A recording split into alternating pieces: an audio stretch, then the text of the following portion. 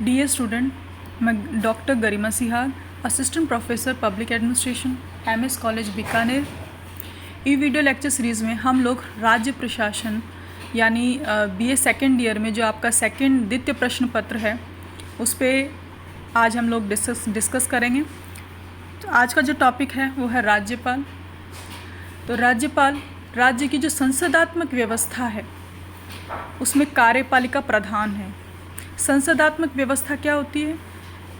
संसदात्मक व्यवस्था में दो प्रकार की कार्यपालिकाएं पाई जाती हैं, नामात्र की कार्यपालिका और वास्तविक कार्यपालिका।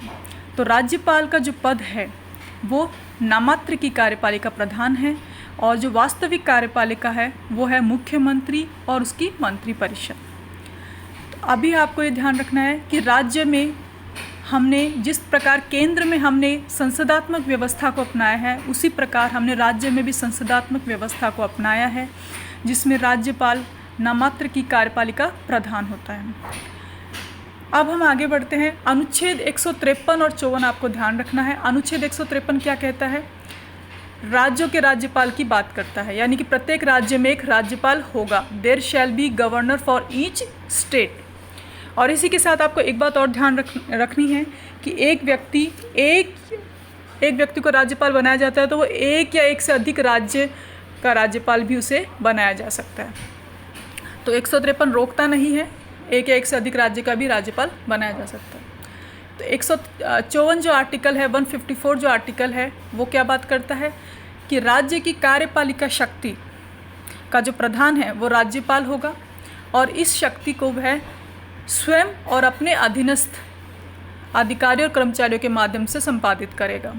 यानी executive power of the state shall be vested in governor and shall be exercised by governor directly और through officer subordinate to him. आप समझ रहे होंगे कि आर्टिकल 154 किस बारे में बात कर रहा है? राज्य की कार्यपालिका शक्ति के बारे में बात कर रहा है।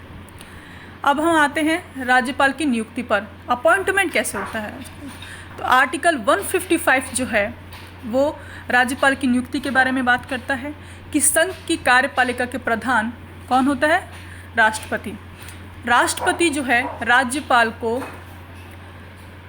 नियुक्त करता है और राष्ट्रपति के प्रसाद पर्यंत ही राज्यपाल अपना पद धारण करता है। प्रसाद पर्यंत का अर्थ होता है प्लेजर ऑफ द प्रेसिडेंट, यानी कि राज्यपाल को राष्ट्रपति हटा सकता है परंतु स्वेच्छा से नहीं, उसके पीछे कारण होना चाहिए। कदाचार और संविधान की जो गरिमा को आहत करना, कदाचार, ये इसके बेस होते हैं जिस पे राज्यपाल को हटाया जा सकता है। इसी प्रकार हम आगे बढ़ते हैं। जो हमारा राज्यपाल है वो उसकी नियुक्ति कौन करता है? राष्ट्रपति करता है। और ये कहाँ लिखा हुआ है? आर्टिकल 155 155 संविधान के 155 आर्टिकल में ये बात स्पष्ट लिखी हुई है कि जो कार्यपालिका, जो संघ कार्यपालिका प्रधान है राष्ट्रपति, उन्हें राज्यपाल नियुक्त करेगा by his hand and seal. ये चीज़ ध्यान रखनी है। अब हमने राज्यपाल को जो पद है वो नियुक्त या मनोनीत बोल सकते हैं, नॉमिनेट किया है। निर्वाचित क्यों नहीं किया? हमने मुख्यमंत्री की तरह ही राज्यपाल का जो पद है उसे निर्वाचित व्यक्ति को क्यों नहीं अपनाया? तो निर्वाचन की जो व्यवस्था है वो नहीं अपनाने के पीछे कुछ कारण थे। तो जब संविधान सभा बनी थी, आप जानते हैं हमारे यहाँ पे संविधान जो हमारा बना था काफ़ी लंबा समय, 2 साल 11 महीने 18 दिन में हमारा संविधान बनकर तैयार हुआ था।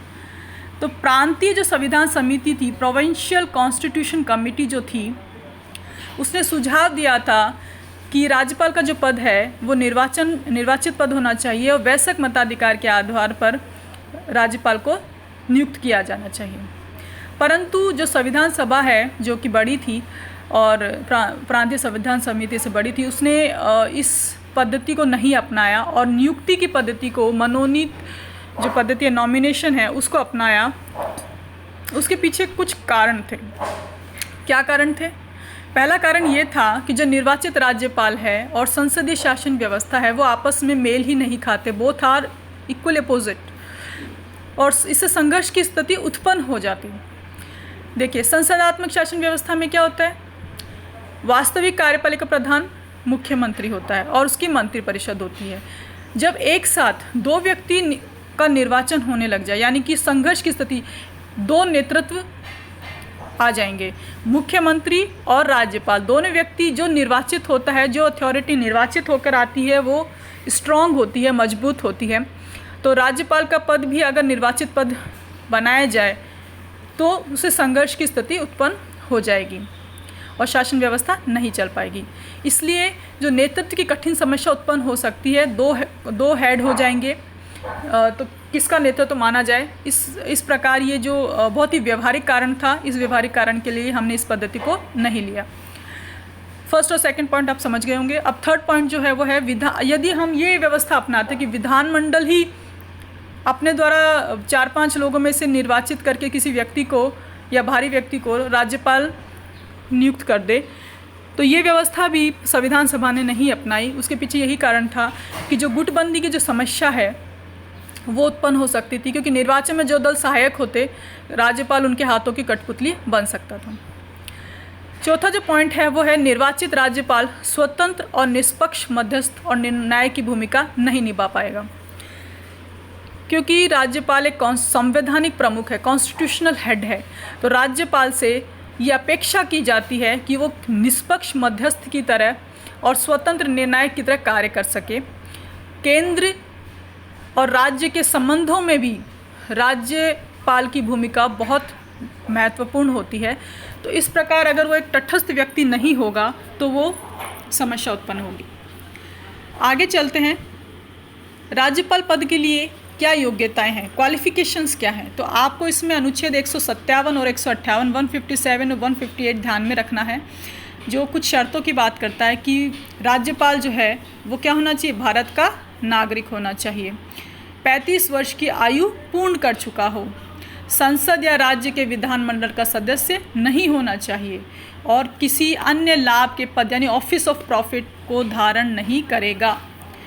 लाभ का पद क्या होता है, जैसे आप एक ही समय में दो जगह से आप लाभ के पद यानी दो जगह से सैलरी लेना और दो महत्वपूर्ण पदों पे जाके आप स्थापित हो जाएं, वो नहीं हो सकता, ऑफिस ऑफ प्रॉफिट पे नहीं होना चाहिए।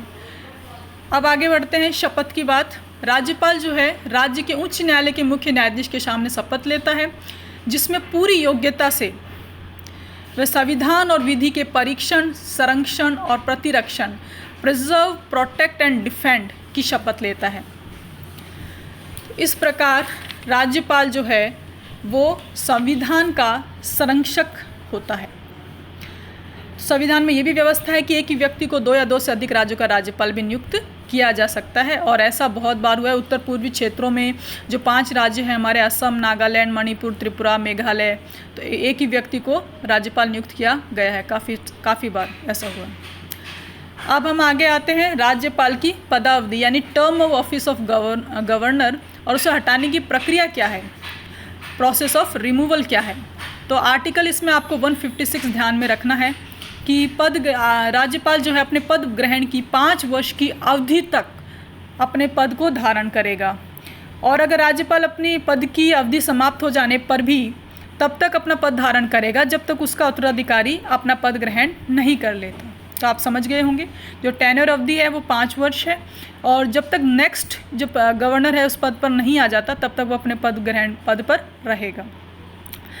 उसके बाद जो नेक्स्ट है कि राज्यपाल राष्ट्रपति के प्रसाद पर्यंत अपना पद धारण करता है और तथा राष्ट्रपति को संबोधित अपने हस्ताक्षर सहित लेख द्वारा अपना पद त्याग कर सकता है।